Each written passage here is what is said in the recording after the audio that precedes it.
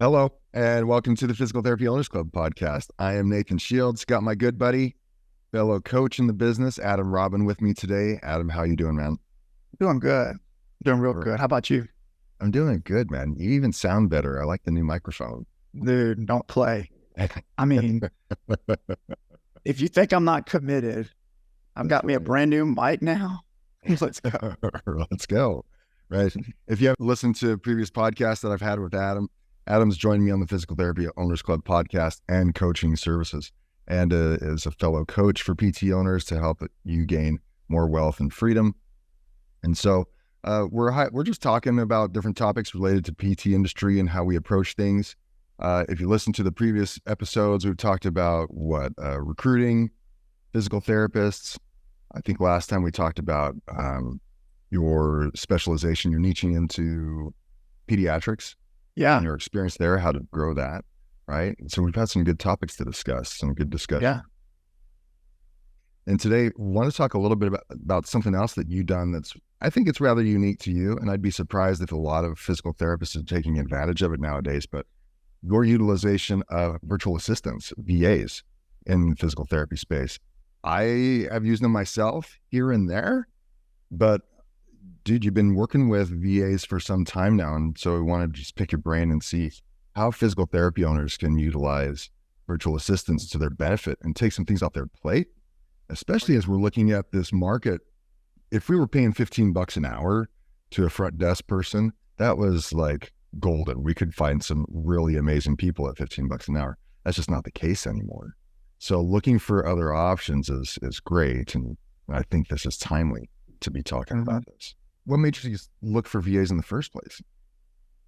Well, I want to say, if I think back, I think the first thing that I wanted to get better was my marketing system. I wanted to try to take I had kind of bounced around a little bit with a few different marketing agencies, and some of them were great and some of them weren't so great. But, I think at some point, I was like, I'm going to learn about marketing. I'm going to read some books. I'm going to learn and figure out how to communicate. And once I started learning that, I was like, hey, I think I can do some of this. When you're talking marketing, are you talking, which bucket are you talking about? You're talking social media, you're talking relationships with physicians, are you talking current and past patients? I would say more social and relationships with current and past patients. Okay. Yeah, because, there's so many different communication channels that you can utilize when you're trying to increase awareness. And I would say the hardest one to do is in person. It costs the most, right? And it's probably the most energy, right? Mm-hmm.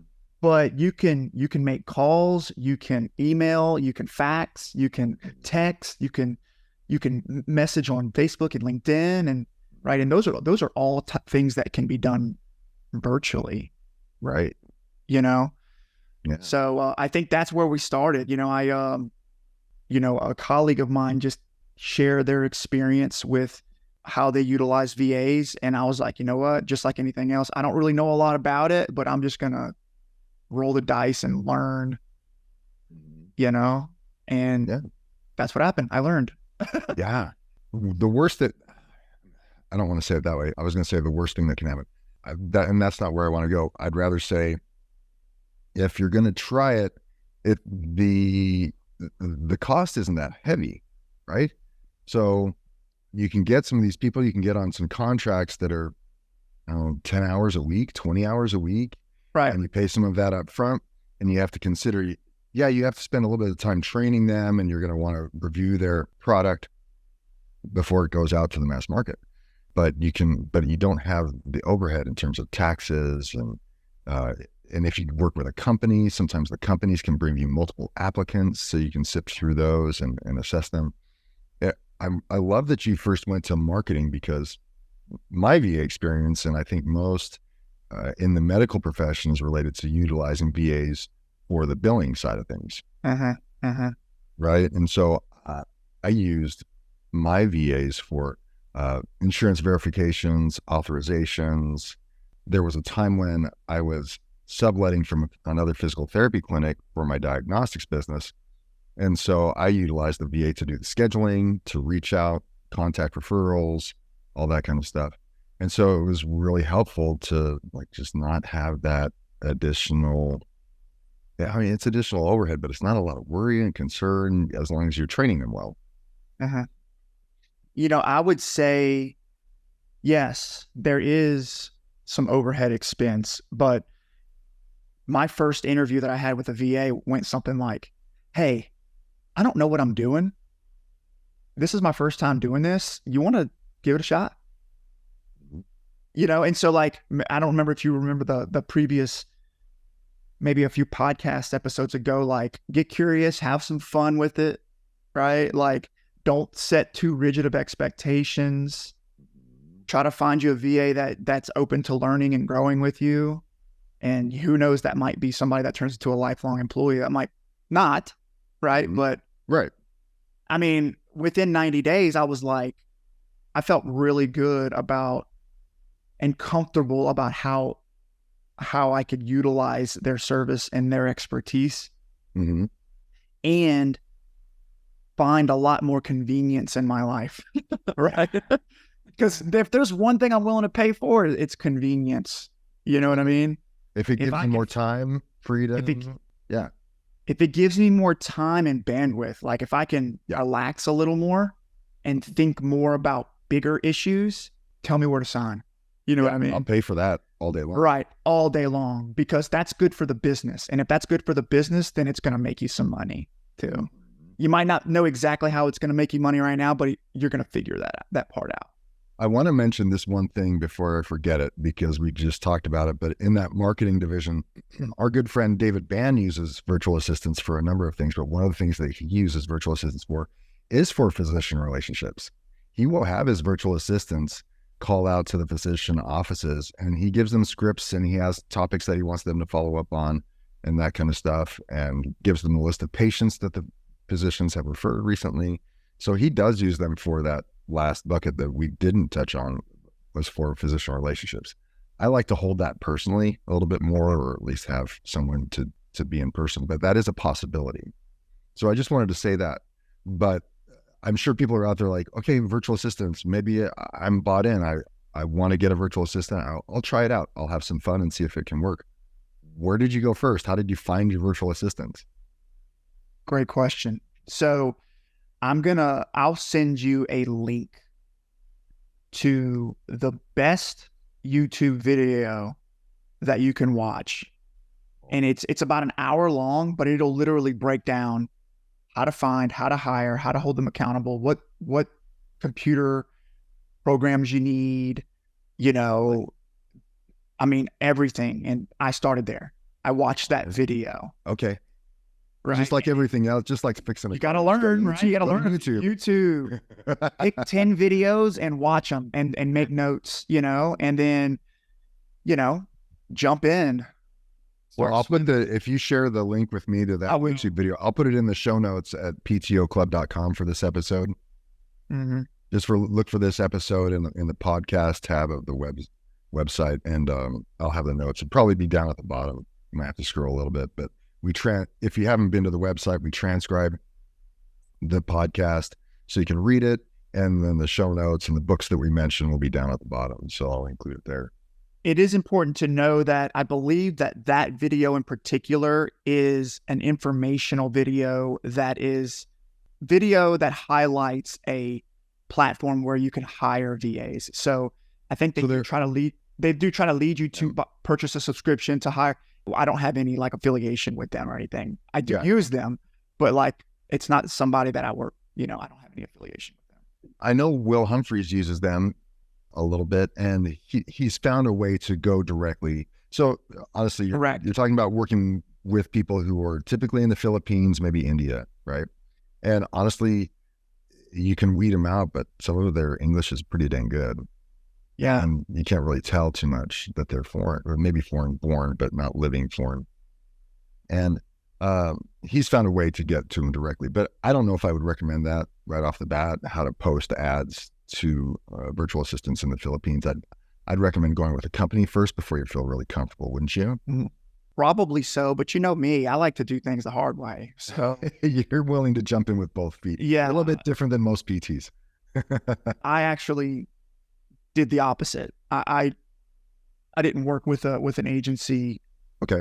Um, Now, with that being said, there have been times where I thought about me, maybe it would be better to work with an agency, right? I just got lucky because I hired the two best virtual assistants that, I mean, these guys are just amazing. They've been with me for 3 years. Wow, really? Yeah, man. I mean, I'm never getting rid of them, like, So cool. so I kind of got lucky there, but I can see how if you kind of go the direct access route, you might have to weed through a few to find Mhm. that good one, that A player, and figure out what you want. Yeah. And those are a lot of things that the agency can help you with right out of the Right. Yeah, the agency helped us because we told them this is what we're looking for. This is Right.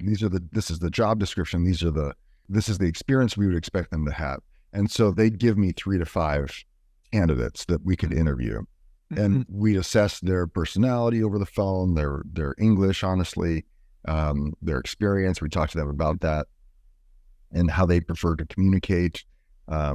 And you can do the same thing on your own, but when some of them didn't work out, it was as easy as calling the agency and saying, "Hey, can you give us a couple more opportunities or a couple other candidates to fill this role?" And you don't even have to train them really because Yeah. you know what I mean? Because the agency makes sure that they're trained and stuff like that. So Yeah, they typically have some experience in whatever job you're talking about, right? Whether Right. it's billing or marketing, they usually come forward with those candidates for you and you don't have to weed through it. So there's a way to do it. But what's really cool in the way you talk about your guys, you say, is that they become team members. Oh yeah, They're not just some guys that live in the Philippines, that you consider them part of the team. they're on my website. Oh, They're- really? Yeah, like they That's are, cool. I mean, they come to the team meetings and we talk about purpose and we talk about values and we set goals together. I mean, they are just as part of the team as the physical therapists are. That's You amazing. know, and they have needs and goals, and just like people you work with that are in person, right? And Yeah. Yeah. so And I want to, for people who might be a little bit judgmental about working with the foreign VAs, in that I just hope this doesn't come across like we're taking advantage of, because in these situations where we're providing a job for them that could be 10, 12, $15 an hour, $15 an hour for them in US dollars is, they're living high, essentially. And I know from experience, offering somebody a $12 an hour job down there in the Philippines was enough to just make them shout for joy, tears of joy, that kind of stuff. So I want to put that disclaimer in there, because there are opportunities to serve people in other parts of the world like this that can be a benefit to both of us, mhm. right? And really change So lives. yeah, 100%. So I don't have hard numbers in front of me, but I did actually have a conversation one time with a physical therapist in the Philippines, Mhm. and she wanted to leave her profession to be a VA with us because I think they get paid like $3 an hour, Wow. something like that. It was really low, and so the guys that I have are anywhere between that $9 to $12 an hour range. Mhm. And, they have families of 4, families of 5. They have new cars. They live in a house. I think one guy has a motorcycle. Like their kids go to school. They live in, I mean, they have a very good quality of life. Yeah. You know, so yeah, I think there is that little bit of a mindset that you have to kind of learn a little bit more about. Because I even had it myself, Really? when I first started off, because I was like, I'm a physical therapist, so I love people. I don't want to like take advantage of them, right? Like, Yeah. so once you learn a little bit more and you're like, wow, like this is actually a win-win. Mhm. And, and we have room to grow together, so. Yeah. Have you worked with or or talked with anyone that has utilized VAs in other departments. So we talked about billing. I know our good buddy David Bann in Chicago, his whole billing department, I think, is his VAs that he leads out, right? He hasn't turned it over to a billing company that has VAs. He actually has a VA that's in charge of hosting the claims, another one that collections, another one that's sending out the claims and cleaning stuff up, and actually and he becomes then the billing manager. But do you know of anyone else that's utilizing VAs in different capacities outside of billing? Yeah. So, I mean, we actually have an operations manager. That's actually his title, operations manager. And he's in charge of all the operations of the whole clinic. So you do? Yeah, we do. We have really. And what are their roles? What are they doing? So we have a a marketing assistant. Okay. And then we have an operations manager. And so what I've learned is that part of the job of the owner is to make sure that you have operational capacity, right? You want to make sure that if problems come in, you can spit them right back out really quickly. You can solve problems very well when you have a strong operations team. Yeah. And so when I hired my VA, I explained that to him, like, this is what I want to create. I want to create an operational machine, And so we built out the policy and procedure. We built out all the trainings for our therapists, all the trainings for our front office. And this is something he worked with you on? With me, yeah. Mm-hmm. Oh. So what would now he helps me with recruiting. He helps me with all kinds of stuff. Pretty much anything I need help with.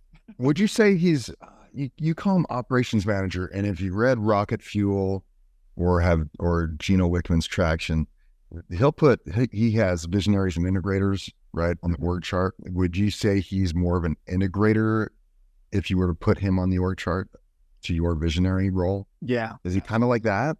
He's an integrator, 100%. Oh. His job is to take my vision and to make it turn into something that makes sense, right? Because I'm really good at the vision. I like to see the hill and climb the hill, right? But I don't really know how to do it, And so what he can do is just listen to me speak and put it into words and make it sequential and make it step by step. Right? Tell me, go into the weeds just a little bit. Like, how is he helping you develop policy and procedure? He basically does, anytime that there's an issue, we list the issue.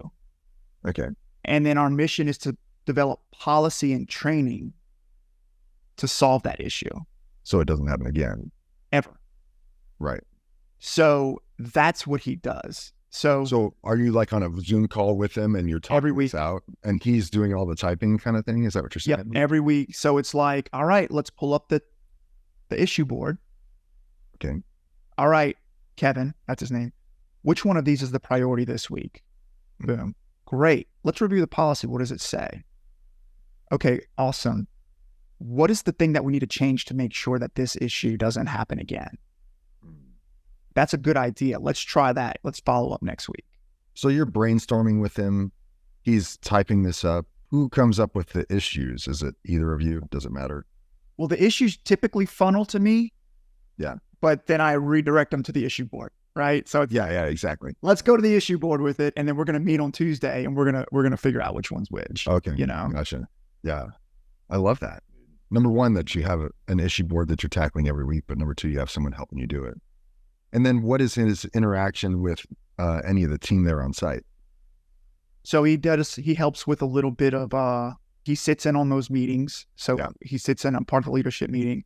He also, he plays a key role in the onboarding process, right? Okay. So we set Zoom calls with him because he manages the timesheet. He manages making sure they're getting access to the training and checking off that onboarding checklist, right? Guiding them through that process. Okay. So you're not having to give that to the beauty of that is you're not giving it to another PT and taking them off the floor in treating. He can do that onboarding and go through the checklist and allow your providers to stay productive, because typically a clinic director might do something like that if it's not the owner themselves. I would say that there is still a little bit of, we have to have that person on site to manage Sure. that, Sure. but it's at not nearly as high of a degree. Like, we don't have to take a week off to train somebody. You can take a half a day off, train them on the process, and then check in twice a week, right? So it's more efficient. It's less hands-on, and Kevin gets to do what he does best, Yeah. So That's interesting that you would find someone in the Philippines whose unique ability relates to a physical therapy clinic in America. So he is a clinical psychologist. Really? Yep. He's a psychology expert. I believe he has some type, either a master's or a doctorate level education. Yeah. He's a top-notch guy. Okay. Yeah, he's a professional. He's a professional. Yeah. I got it. Yeah. Interesting. Yeah, he wasn't just doing construction last week and you brought him on board. He has a background, right? He knows what he's doing. That's impressive. That's so cool. I almost want to go further into the integrator role, but that's not the topic for today's discussion. The fact that you found a VA for your integrator role, I guess I did want to talk. I'm glad we hit on it because I was thinking there are VAs out there that could help you, depending on how you classify it. Some people might have called Kevin an administrative assistant or my second-hand man or whatever you want to call him. You call him the operations manager because he's your second brain in terms of implementing processes and procedures. And at your stage, that's kind of your job as the CEO, right?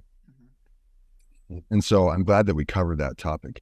Other things that I've heard about where you can utilize a VA is, I know a friend of mine, he's utilizing a credentialer in Pakistan, of all places, to credential all of his physical therapists. And the guy knows the routine and it's just a flat rate per contract or whatnot, and makes it really simple and easy for him just to get it off his plate and everyone else's plate, because credentialing is a pain in the behind. But the other thing that I've heard recently is about utilizing virtual assistants at the front desk. And I'm actually going to do a podcast in the near future with a company that provides that support. Have you considered, what do you know about utilizing virtual assistants at the front desk? I've heard about it.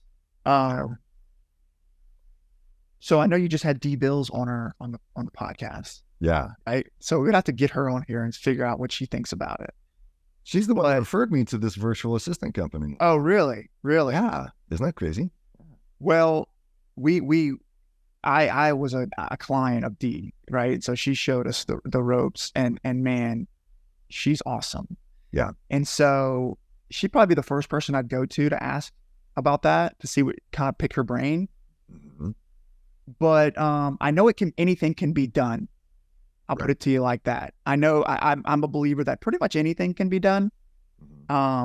It's not something that we've really focused on, just because having that in-person front office, I feel like, is a pretty important part for our company. Oh, for sure. But for everyone. yeah, but I think that it can definitely be done. I think that you were telling me a little bit about, you can have one person kind of managing multiple clinics, right? Virtually. Yeah. Virtually, right? So there's a lot of perks to that too.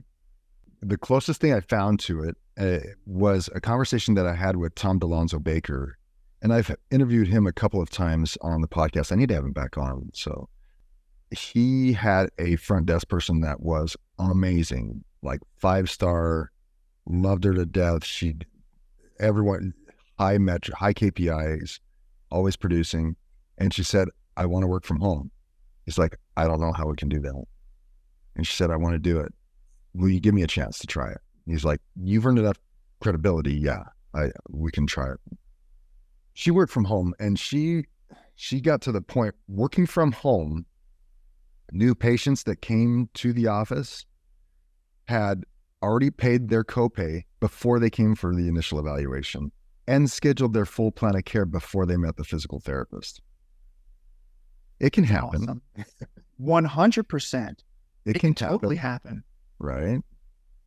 I think that if you are if you if you're a decent business owner, I think you have to have a little joy and excitement about looking at challenges and trying to figure out ways to make it happen. You know what I mean? Especially as it pertains to helping, and we talked about this last time, especially as it pertains to helping your team members achieve their goals and that you're meeting their desires and their purposes, right? You're no longer a physical therapist. You know, you are a coach.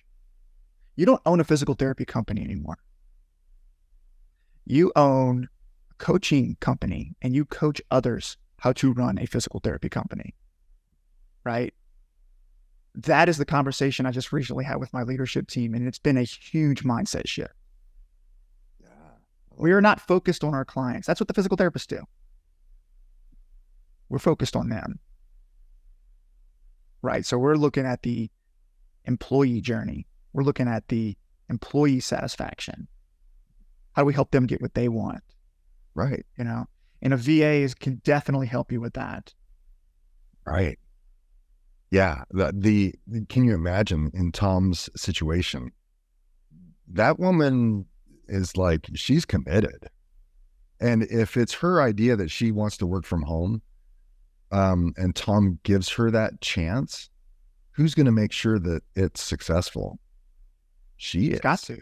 Oh, she's going to go extra hard to show, I said I could do it. Now I've got to bring it, right? I've got to bring the goods.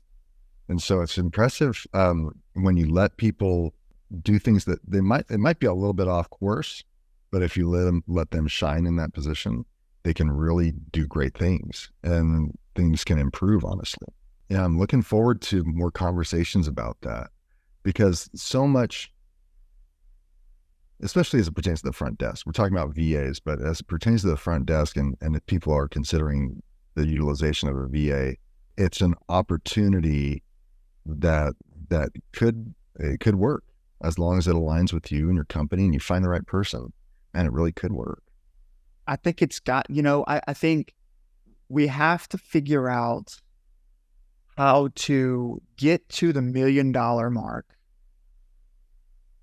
and have the operational capacity to get through there and to keep our employees happy. With a good profit margin. With a margin, right? Right. That's hard. It's like exactly. freaking hard to do, So you've got to get creative. And then once you get on the other side of that $1 million mark, then it's like, okay, now I've got a little money and now we can be a little bit more ideal about things. And so finding ways to leverage things like VAs or having virtual front office people or having the virtual person do the billing or right. Finding ways to, I don't want to use the word cut corners because you're not cutting corners, but you're utilizing non-traditional cost saving methods to operate your company. Yeah. You got to, you got to, Right. Your responsibility is to the clinic. Well, your responsibility ultimately is to your household, but the clinic needs to feed the household a profit, right? That's right. And as reimbursements are going down, we're forced to look at these options. I think some of the hesitation, and you see this in different areas for PT owners as they're looking at the multiple departments that they have to oversee, is that they might drag their feet because they don't know how to manage that department. So and when I say that, I'm off the top of my head, I'm thinking, yeah, I didn't manage my billing department, even though I had it on site. I didn't manage it very well or at all and lost lots of money because I didn't know how to manage it. And I think people also, physical therapy owners initially might think the idea of, if I just hire a front office manager, they can do all the managing and we can abdicate our responsibility as CEOs, right? But I love what you're saying, that's far from the truth. And I learned that the hard way as well. My responsibility is now to oversee a front office manager as well as everything else, right? And that's your responsibility as the owner of the company. And so when it comes to VAs, it's like you said, it's a matter of just learning how to manage them. What are the nuances? And if you're willing to put in a little bit of time and tuition in terms of money and energy and time, then you'll learn how to manage them just like any other employee. You would be amazed at how much new opportunity you would come to realize if you would just take one day off of work and watch how to hire a virtual assistant on YouTube all day and just write down everything you learn. The next day, you're going to be like, I can do this. You know what I mean? Like your whole mindset will shift. Right. And I think that people make the mistake of like, I'll just figure it out.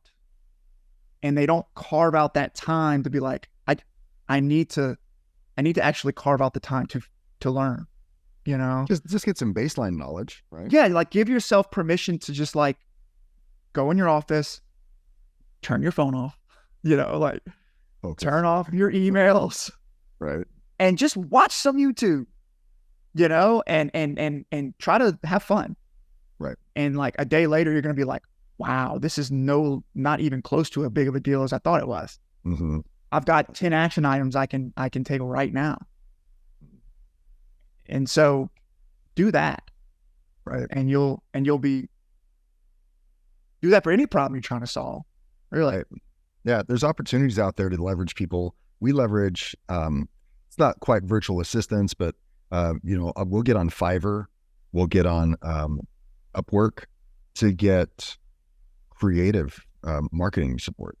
Like if we're sending out a newsletter, we'll send Fiverr, we'll put it up on Fiverr for auction or bid, whatever they use.